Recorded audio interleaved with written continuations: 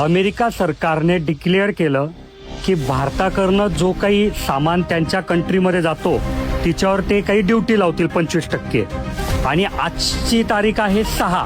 आणि काल केंद्र सरकारने एक धोरण जाहीर केलं की जेवढ्या पण वेगवेगळ्या मिनिस्ट्री आहेत त्या सर्वांनी मिळून एक योजना आणायची की ज्याच्यामध्ये ह्या कंपन्या ज्या अमेरिकेला माल पाठवतात यांना जवळपास 25,000 कोटी रुपयाचं पॅकेज दिलं जाईल.